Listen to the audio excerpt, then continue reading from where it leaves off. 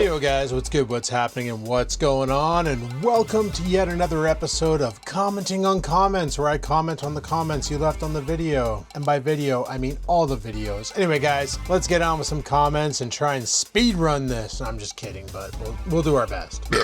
Our first comment today by Justin4N6, and they say, the story of the free PC continues to live on. I started getting into Python recently, definitely still very tip of the iceberg. Yeah, the story of the free PC. That was a good time. As far as getting into Python, I kind of like it. A lot of people make fun of it because it's like basic, programming language basic, but you can do a lot of wicked stuff with it. And there's so many add-ons and different things you can pull in and just have it do whatever the heck you want. I don't know about writing a video game in it, but I'm not sure if there's a compiler for it. I haven't compiled.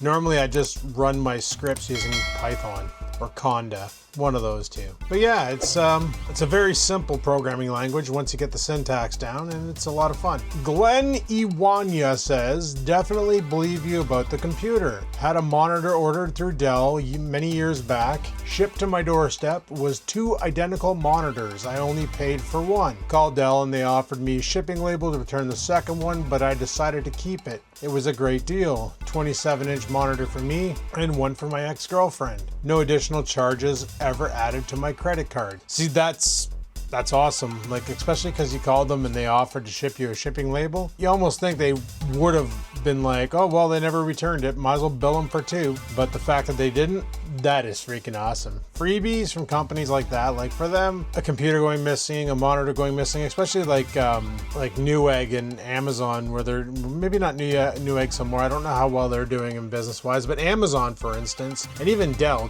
deals with a lot of businesses. So they make a lot of money selling to businesses like servers and shit that they can definitely afford to take a little hit. Cutlass Rudd says, I briefly lived in Lucan back in 2022 and would drive past his farm when going to Exeter to shop. It's still there, but the crowds were long gone. Not a good area to live either. Middle of nowhere, and the closest city, London, wasn't much better. See, I don't mind London. There's a lot to do there. I just don't like how busy it is. That's like, there's way too much traffic during the day, and I'm not built for that busy city life. As far as the farm still being there, yeah, it's still there. Like, the guy still makes videos and uploads to YouTube and stuff, but they're not the same videos that they used to be. Now here's an update from the farm. Here's the same old cars. I'm naked. You know, that's literally the majority of every video he put out, except for apparently this year he did one where he built a lawnmower or some shit. I don't know. Somebody told me about it and I'm like, oh, so he still is fabricating. And he's like, yeah. And I guess when he brought the channel back, he built another diesel caravan trying to up his views, because the first time he did it, it was awesome, but it's 2025 now. Last year was 2024. People have been engines swapping like crazy, there's a guy who took a Tesla and stuck all the guts inside of a Honda Odyssey minivan. There's a guy who took like a Cummins diesel and jammed it into a Chevette. It's not awesome. Like, when he first did it back in like 2009 or 8 or 7, whenever the hell he uploaded that video, yeah, it got a lot of views because nobody ever stuck a TDI engine into a minivan before. He was the first one to do it. But trying to do the same thing and expecting the same results, when nowadays everybody's modding everything. They're putting LS engines and like freaking Miatas and stuff, and diesel engines into things, and converting gassers to electric just to see if they could do it. It's not going to be a video that's going to blow up like it did in the past, but anyway. Yeah, the farm definitely is no longer Canada's Wonderland, if you will. Holy crap, bud, your username. Jesus Murphy. 784-897-896-766-587-54335 says, Are you still friends with anyone that you met at the farm besides Bloke? Do you still talk to Rex, Adrian, or Garrett? I've known Rex, Adrian, and Garrett before going to the, well, not Adrian. Adrian, I met him when I started doing the vlog and life show. Rex, I've known Rex way before I started YouTube. Garrett, I met him through YouTube actually. Do I still talk to them all? Yeah, like Adrian from time to time. Like he's a busy guy, I'm a busy guy. Rex, we chat every once in a while on Facebook. And Garrett, well, you know, we comment on each other's posts, but it's not like we all just, you know, hang out a bunch. But no, I still talk to those guys. As far as anybody else that I met at the farm, like, I didn't meet those three at the farm. I met them way before. But the only other person I've talked to from the farm is Big Red on Facebook. Trying to think of anybody else. Rickham, haven't talked to him in forever. I saw him working the one day and yelled out of a truck at him and said, Rickham! Don't think he recognized me. Who else? That's about it. That's about all I ever talked to. That's all I can think of. Yep, not really. Not really. Sean74 says, a shame he turned out to be a wrong uncuz. David's wrong'un. Oh, wrong'un. Okay. Because Dave's farm vids were good, but I still watch you and Pug 1 off the back of it all these years later. Yeah, you know, I just don't get it. Like, his videos were good. His quality was shit, but the video content had a lot of potential. It's just he was filming from cameras from 19 Fish and Chips and never bothered to spend any of all the money he was making, like, because he always bragged that he was a billionaire, right? I'm a self-made millionaire. I sell garbage. But he just wouldn't go out and buy a decent HD camera to get the shot in clear resolution or change his ways of editing. And I wouldn't be surprised to this day if he's still editing the same way, where he's just playing the data through a TV capture card and editing with like Windows Video Maker. Like, he's never bothered trying to learn multi-track editing. He's never tried to like improve on his quality. Like, even the videos that I've seen on his channel recently, when I saw it was back up, I was like, it's 2025. He has to own a cell phone or a smartphone. Why not film with that? And if it's an Android, YouTube has a creator studio with a built-in video editor that is pretty dope. Edit with that. It directly links to your YouTube and you can upload everything from your phone. You can do everything from your phone now. Android or iPhone. iPhone you got a little better because iMovie's pretty cool. But Android, Google made that new creator studio and it is pretty sick. Ballbag says, I wonder what happened to people like Jen. What was she like? Jen was actually pretty cool. Like, she was down to earth and just a genuine good person. Like, I wouldn't be surprised. Like, this is going on what? I was there in 2009. It's like, you're looking at almost 16 years ago. As of April, that's when I met Jen. That would have been 16 years ago. And actually, yeah, because the first time I went down was the go-kart burnout, and that's when they put Jen in the seat because Jen was the lightest, and they figured it wouldn't get traction if she was driving it. But those damn tires, the moment they got hot, they just turned into Velcro and stuck to the pavement. But I wouldn't be surprised if she got married and smartened up, because like, she was pretty young then. Like, I was in my 30s. She would have been in her late 20s. So I wouldn't be surprised, probably younger than that, probably early 20s. I wouldn't be surprised if she found somebody and just got married and frigged off. Like, I never had her as a friend on Facebook or anything like that, but I just wouldn't be surprised if that's what happened. Corvette 1658 says, Rick and Dave never raced their karts. Oh, I thought they did. Because Rick's kart had a bad clutch and he never got around to getting a new one before he was kicked off the farm. That's right. That go-kart was suspended from... That was the go-kart that was suspended from the top of the rafters of Dave's garage. The red one. So it sat in Dave's shop from 2009 to 2020. Then in the summer of 2020, Jay went to the farm and brought it for Rick. So Jay has Rick. Oh, bought it from Rick. So Jay has Rick's old cart now. Oh, okay. Yeah, I guess Rickham doesn't need it. He's got his bike. He doesn't need a go-kart. What are you gonna do with a go-kart when you have a motorcycle? No, it sucks, because that would have been fun to watch, because that go-kart that Rickham had, I think it had like a Yamaha 650 or 450. It had some big stupid engine on the back. And I bet you that thing would have just went like snot. Justin4N6 says, better than the battery location on my 2016 Silverado. Where the heck is the battery located on a 2016 Silverado? Where's the battery located on a 2016 Silverado? I don't know, it doesn't look like it's in a weird location. It looks like it's on the top of the engine, just at the back of the firewall, which sucks in trucks because you got to climb on them and then in them. But yeah, I get it. I get it. Tim Kastner says, or Tim Kastner 6421 says, they did a tug over with the go-kart and Rickham's Speedex. I remember that. Didn't the Speedex oh no, that's when him and Dan were doing the Speedex versus whatever Dan was driving for a lawn tractor, and Rickham's ended up doing a cartwheel, not a cartwheel, but a catwalk. I don't remember the go-kart versus Speedex. I'd assume the Speedex would have pulled it, because the moment that go-kart would have lost traction, the Speedex was just a torque monkey. It would have just pulled it along while it did a burnout, but no, I don't remember that video.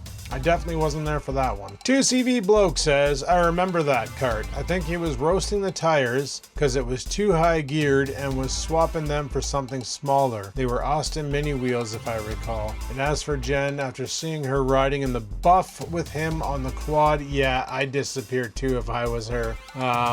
Yeah, he was trying to burn them off because he wanted to replace them with something a little bit more low pro, like smaller wheel dimension. And the ones that he had that he wanted to put on had better grip for dirt, because remember, he wanted to take that thing up Sky Hill and he was worried that those little pizza cutters he had on there weren't going to bite into Sky Hill and get him all the way up, and he was going to get halfway up and then go ass over tea kettle on the way down. But yeah, the burnout, that was just something he did.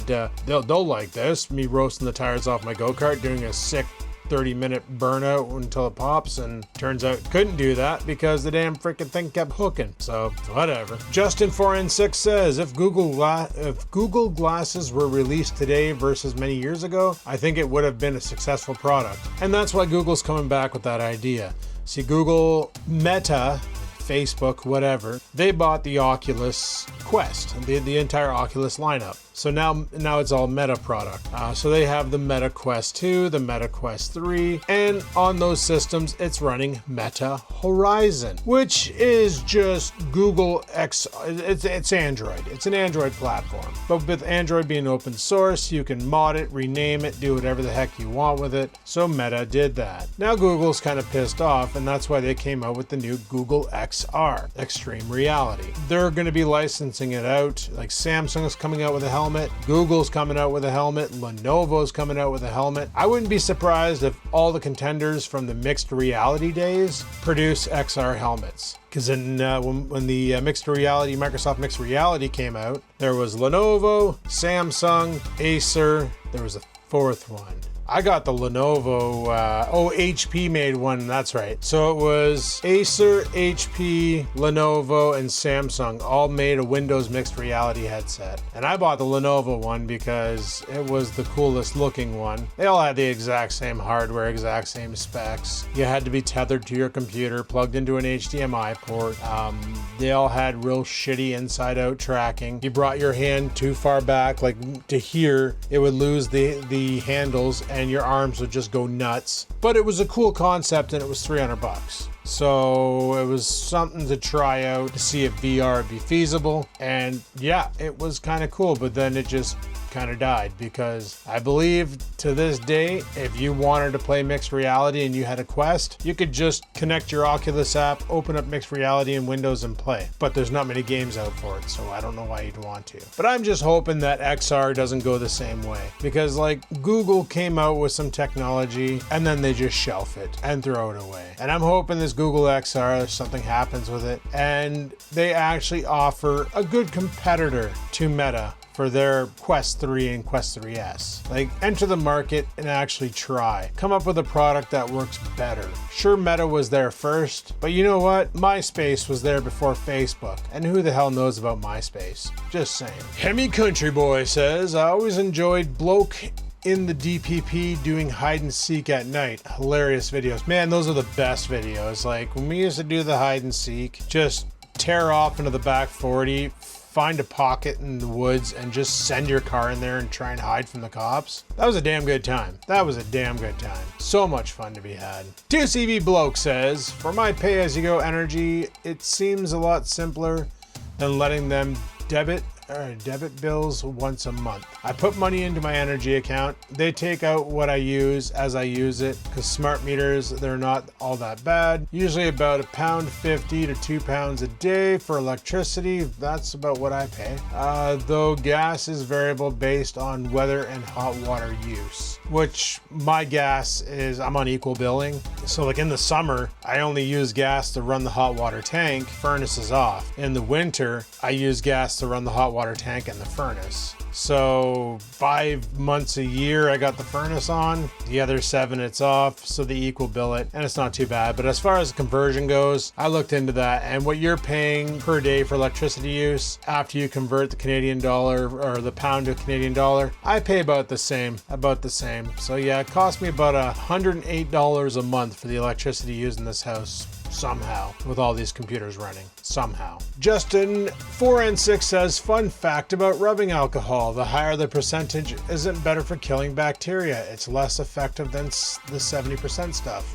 Okay, I didn't know that. But the higher percentage is great for cleaning 3D printer build plates and removing adhesive from things, but it can damage some plastics. Well, I do use it on my 3D printer. I do use it to clean off all the PLA residue from the build plate, because after some print jobs, if it's a massive one, it'll kind of leave an outline on there, and I like to wipe that away and be done with it. But yeah, I didn't realize that the higher percentage was worse for killing bacteria. I figured it would be good for it because you'd be completely dehydrating the bacteria instantly. But I guess you want a lower percentage of alcohol so that it doesn't evaporate before it does the job. Good to know. Clock Dude 1500 says, alcohol won't harm wiper blades. That's what they put into windshield washer solvent to keep it from freezing in the cold weather. I thought they used propylene ethyl glycol. Sometimes if your wipers aren't cleaning the window very well, you can take some paper towel with some rubbing alcohol on it and run it down the edge of the blade a couple of times, and it will clean the gunk off, and you can get a few extra months out of them. And that's, I actually do that. That's why I was like, man, are these blades gone because I dehydrated them with rubbing alcohol? But you're saying it's fine, so we're just gonna say it's fine. FishFanatic says, wow, can't believe how long I've been watching your channels. Those were some good videos back then. Yeah, we used to do a lot of crazy shit back then. But YouTube was like a crazy place if you think about it. Anything went, you could swear, just couldn't have copyright music because of DMCA. But yeah, like there was channels online of people shooting rifles, and there was paintball tournaments online and a lot of cool stuff. And now it's like if they do a paintball tournament, they can't just jump into it and say paintball. They got to release a big disclaimer at the beginning saying this is for entertainment purposes. These paintball, everybody signed a waiver, blah blah blah, and big disclaimer, so that some random on the internet doesn't go and file a complaint saying, oh, they're shooting at each other with guns. And then YouTube goes, we don't like guns, and they shut it down. Like, I'm impressed there's actually gun sites on right now. Like there's a guy I watch and he 3D prints guns and shoots them. And his channel's monetized and it's fine. There's another guy I watch, Kentucky Ballistics. All the guy does is shoot guns. Puts it into that ballistic gel, shoots at walls, whatever.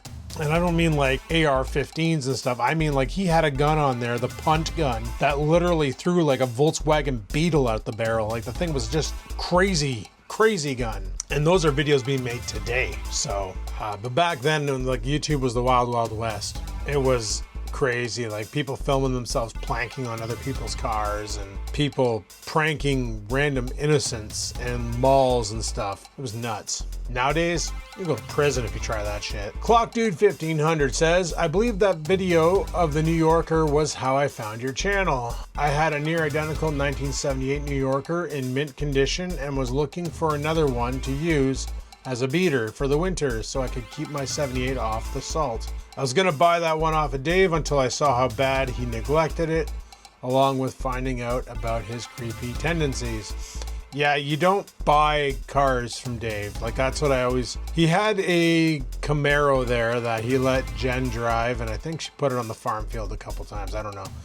But I was considering getting it. It was a V6 automatic, and I was like, that could have been a good winter beater. Drive the Trans Am in the summer and the Camaro in the winter. But then you go there and you see the cars, and you're like, yeah, he has no problems parking these with the windows down. He has no problems not caring for them, you know. And then when you go to, you need one for a movie prop and it doesn't start, well, you spray it with the brake clean till you get it started, pump the gas, choke it out, whatever you got to do. Barely runs and you're good to go. But yeah, I wouldn't buy a car off him either. After going there, I realized that's not a good idea. Tortimus says, David's Farm is how I found this channel, and that's pretty much with a lot of people. That was like when I started going to the farm and filming content there and putting it up on YouTube, my channel literally blew up. My old Skaven channel anyway. It blew up to like 1,000 subscribers in a week. And then I started getting the YouTube monetization on there, which was weird at the time because all they would do is if you had a video that was getting a lot of traction, they would monetize that one video, but they wouldn't monetize the whole channel. It was a weird time for YouTube monetization. But yeah, I ended up axing that channel because it lost monetization, and I was like, no, I'm gonna start a new channel and try and make something of this. This is when you had Dave and Rickham and Pug and all that saying, oh, you can make so much money on YouTube, you can make so much money on YouTube. That kind of stuck with a bunch of people, a lot of us. You can make a bunch of money on YouTube. You could back then, can't anymore, but you could back then. You probably could right now, but there's a reason why you see like Cletus McFarlane and other really big YouTubers who roll in 2 million views a video, get a video sponsor like Manscaped or Factor, because the ads just don't pay shit. It's a fact. But no, it was on David's Farm, filming there, uploading that. It got me a lot of exposure. And then the one night we were doing something at Bloke's, I can't remember what it was, but Rickham was over, and Rickham just busted out his camcorder and filmed the video. Hey, you guys need to go and check these two out. It's Skivens and Where is Bobby? And he put our links in his description. And next thing you know, he uploads the video, and both Bobby and I had to turn off YouTube notifications on our phone because the subscriptions were coming in so damn fast that our phones were crashing. So that was cool. That's why I keep all the notifications from YouTube off. I don't need to know when people subscribe. I'm just doing this for fun now. Sure, I've been uploading a lot more videos lately, but who's not to say that I'm not enjoying doing that? You know, when the content runs slower, I won't upload as much. While the content is here, might as well give her. DCV Bloke says, one of them places that once upon a time looked like fun, but seeing it today, it's no man's land because it's just a major creep fest hearing him speaking again.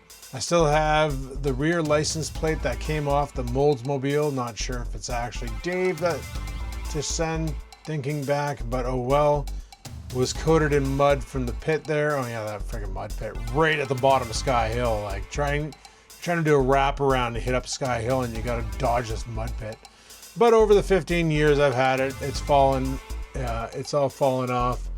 I don't have it on display though. Too creepy. Yeah, no doubt. That's why I don't even know why he bothered coming back to YouTube, unless, you know, he blew all his money on lawyers and stuff and he needs some extra scratch, and now he's probably monetized. I don't know. Like, I really don't know. I really don't care. But if he is monetized, he's probably getting his AdSense checks going, what the hell? That's all? Because honestly, since 2018 when Adpocalypse happened, people went from bringing home 10 grand a month to $900 a month. Like, YouTube took a shit kicking. It hasn't really gotten better as far as the AdSense. Like, it's still, we all just adapted to it. And that's why, like I said, you see all these big channels going out there and getting third-party sponsors from like Factor, Manscaped, League of Legends, or is it League of Legends or Raid Shadow Legend? All these adverts because they can't make it work with AdSense. Or they're doing something in the video that goes against terms of service where they won't be able to get an advert, then they'll go ahead and do that. Like Cletus, sometimes some of his videos, they wouldn't make it on AdSense because of, I don't know why, and they get demonetized. But who cares if you're demonetized when you have another company paying you for exposure? Just saying. But yeah, he's a creep, and I'd never go back to the farm. I even talked to Bloke about it, and Bloke's like, hell no. He goes, the moment the truth came out and we had the evidence, done. I told him, I can't believe you lied to me. Done. Game over. TwoWheelWarrior says, remember when he actually thought Motley Crue was gonna put a concert on out there? Yeah, guys, I don't know if you remember this, but Dave was like, he did a video on his go-kart. Motley Crue's coming to the farm. He's gonna kickstart my heart or some bullshit. And then he tore off playing Motley Crue's Kickstart My Heart on his go-kart.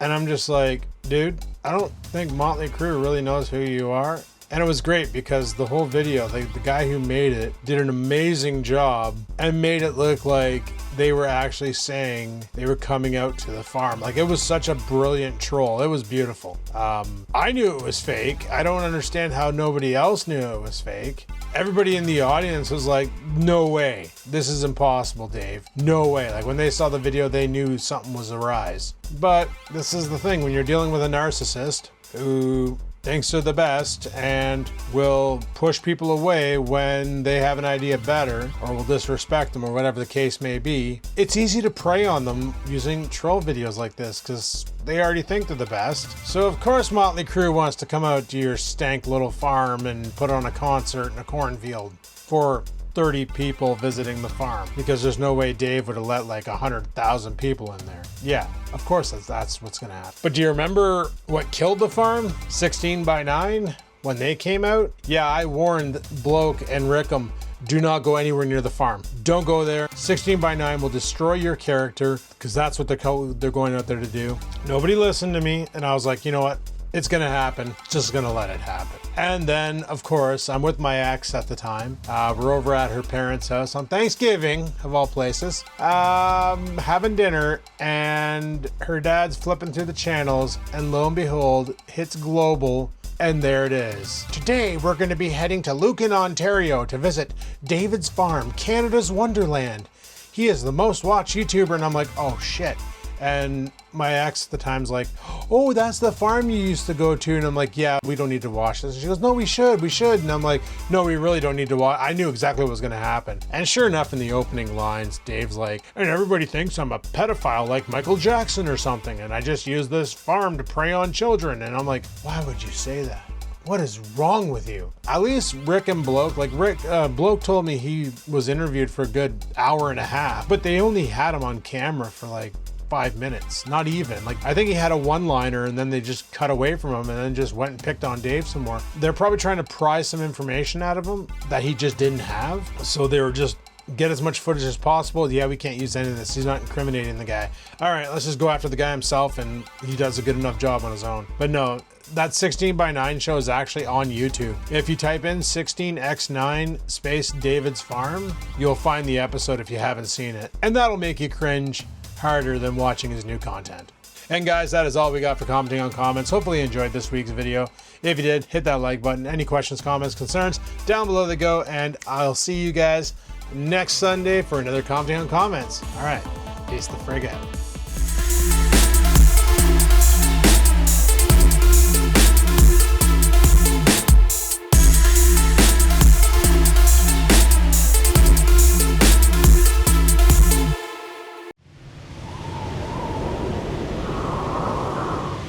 Sit, stupid, sit. Good dog.